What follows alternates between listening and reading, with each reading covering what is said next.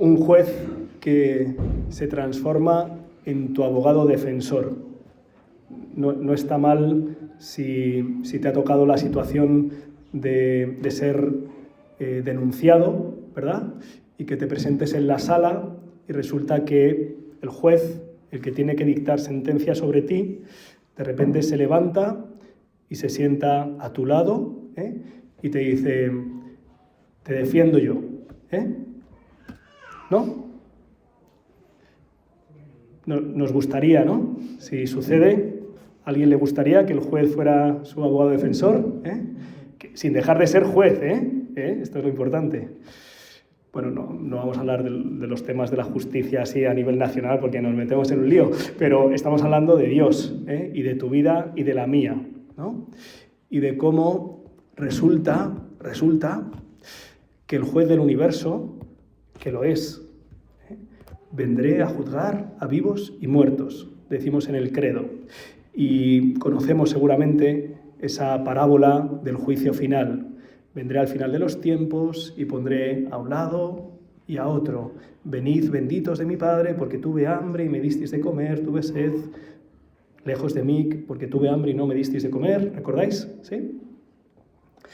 Pues el juez se ha hecho tu abogado defensor. Se ha puesto delante no solo para que no te tiren piedras, sino para que si te las tiran, le den a él. Y esto literalmente ha sucedido en la cruz, que ha cargado con nuestros pecados. Se ha puesto en el lugar del condenado, se ha puesto en el lugar del criminal, del que ha sido asesinado, el que ha pasado por la muerte, para que tú y yo no nos quedemos en la muerte.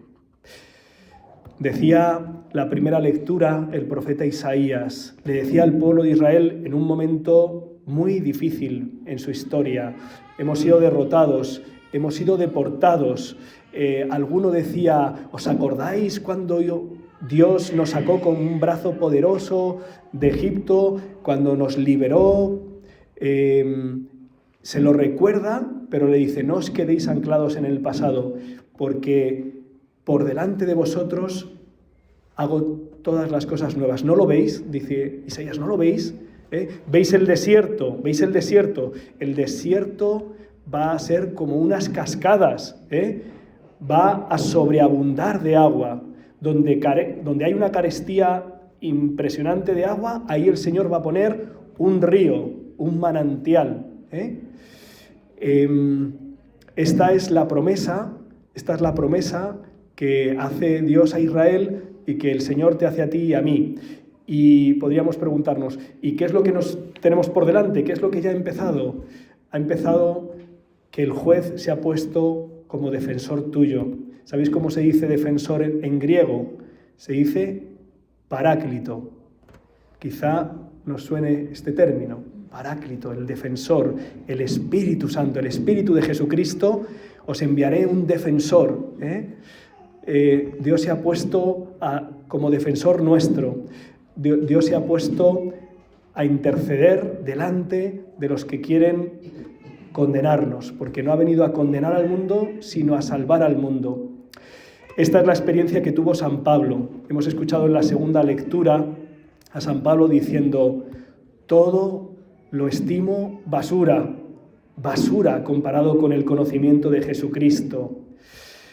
No hay nada comparable con el amor de Dios, del que nada me separará, dirá él, ¿no?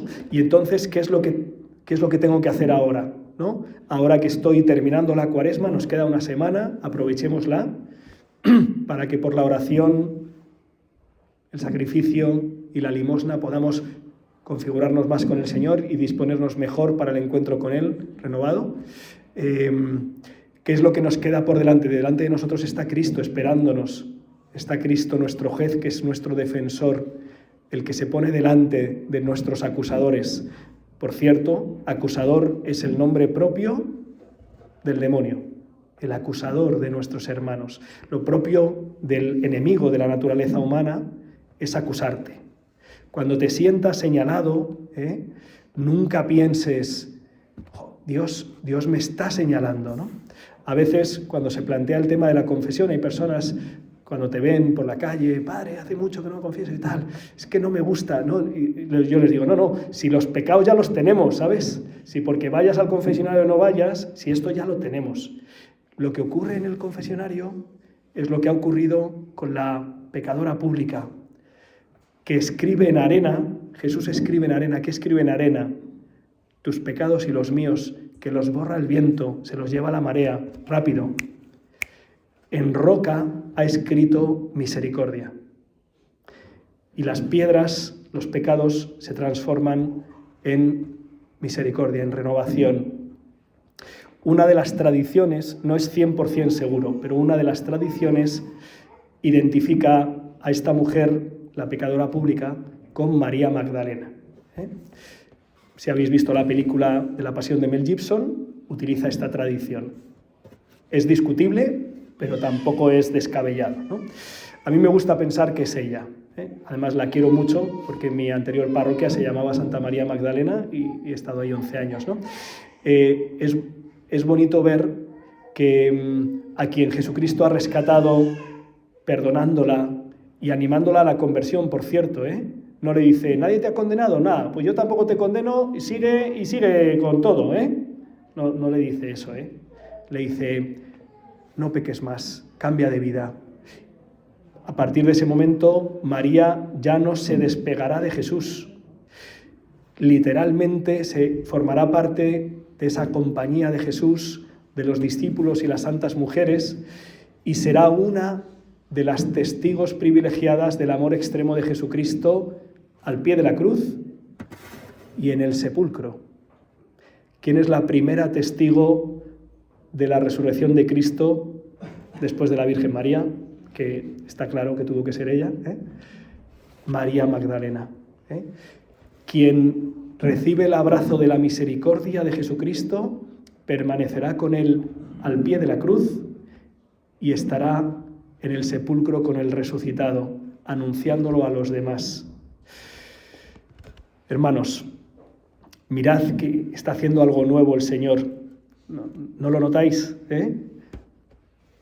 ¿Cuántos testimonios de conversión? Ayer estuve en un retiro de los muchos que hay, ¿no? Hay muchos retiros, convivencias, encuentros en los que de repente personas que hacía tiempo a lo mejor que no terminaban de sintonizar con el Señor, de encontrarle, de repente se caen las escamas, estas que a veces nos impiden ver, y se acercan a la misericordia del Señor. Es una de las cosas más bonitas que hacemos como sacerdotes, ser testigos e instrumentos de la misericordia de Dios. Nadie te ha condenado. Muchas veces nos condenan muchas personas, y dicen muchas cosas, ¿no?, de nosotros, tal. Jesús no dice eso de ti, no te mira así. Él, como en el confesionario, nadie te ha condenado, vete y no peques más. Recibe el amor y la misericordia. ¿Cuántos conversos que se han encontrado de nuevo con el amor de Cristo y entonces viven la cruz y viven la resurrección de su mano?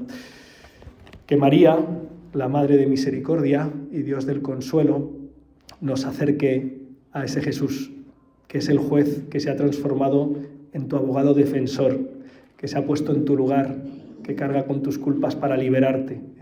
Ojalá de aquí al Tríduo Pascual, como nos recomienda vivamente la Iglesia, podamos recibir, si es que hace tiempo que no lo hacemos, el sacramento de la reconciliación. Ojalá, os aseguro que es una gran alegría conferirlo y recibirlo. Y que esto nos disponga a celebrar como el hijo pródigo, veíamos la semana pasada, como la mujer adúltera, vemos esta, para renovar nuestra vida y entrar en el misterio del amor salvador de Jesucristo. Que así sea.